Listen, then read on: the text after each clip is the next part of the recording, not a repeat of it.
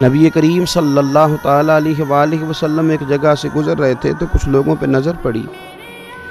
ان کی کیفیت روٹین سے ذرا ہٹ کے تھی، منتشر سے وہ لوگ بیٹھے تھے. تو فرمایا یہ کون لوگ ہیں؟ عرض کیا یا رسول اللہ صلی اللہ علیہ وسلم یہ پہلوان ہے، اور ایسا پہلوان ہے کہ ہمیشہ ہر مقابلے کے اندر فتح یاب ہوتا ہے، کبھی بھی اسے ناکامی کا سامنا نہیں کرنا پڑا. نبی پاک صلی اللہ تعالیٰ علیہ وسلم نے فرمایا میں تمہیں نہ بتاؤں بڑا پہلوان کون ہوتا ہے؟ یا رسول اللہ صلی اللہ علیہ وسلم بتائیے.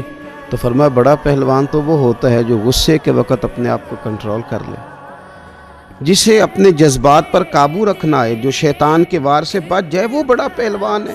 دنیا کے اندر تو لوگ پہلوان بنتے ہی ہیں، پہلوان کہلاتے ہی ہیں، پہلوان ہونے کا اعلان کرتے ہی ہیں، بڑے طاقتور وہ بتائے اور سکھائے اور دکھائے تو جاتے ہیں، لیکن اصل دلیر وہ شخص ہے کہ اس کے جذبات میں پورا مد و جزر آ جائے، حالات پورے خراب ہوتے دکھائی دیں، لیکن اس کے باوجود وہ شخص اپنے غصے کو کنٹرول کرے، اپنے جذبات کو قابو رکھے.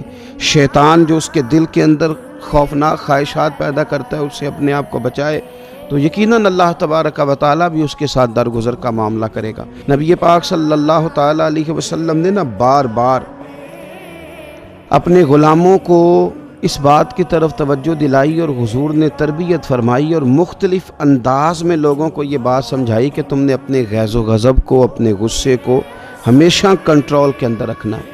حضرت سیدنا سفیان بن عبداللہ رضی اللہ تعالیٰ نے عرض کی یا رسول اللہ مجھے کو نصیحت کر دیں. تو حضور صلی اللہ تعالیٰ علیہ وسلم نے ارشاد فرمایا غصہ نہ کرنا. عرض کرتے میں نے دوبارہ عرض کی حضور کو نصیحت کر دیں، تو فرمایا غصہ نہ کرنا. تیسری دفعہ پھر عرض کی حضور کو نصیحت کریں، تو فرمایا غصہ اپنے کنٹرول میں رکھنا. حضرت ابو درداء رضی اللہ تعالیٰ عنہ ارشاد فرماتے ہیں کہ میں نے عرض کیا تھا یا رسول اللہ صلی اللہ علیہ وسلم مجھے کوئی ایسا عمل بتا دیں میں وہ کروں تو جنت میں داخل ہو جاؤں. تو حضور نے فرمایا غصہ نہ کر، اپنے جذبات کو کنٹرول میں رکھ، رب تجھے جنت عطا کر دے گا. حضرت سیدنا عبداللہ ابن عمر رضی اللہ تعالی عنہ عرض کرنے لگے یا رسول اللہ صلی اللہ تعالی علیہ وسلم مجھے ایسا عمل جاننے کی خواہش ہے جو اللہ کے غضب کو ٹھنڈا کرے. تو حضور نے فرمایا غصہ نہ کیا کر، رب بھی تیرے اوپر غضب نہیں فرمائے گا.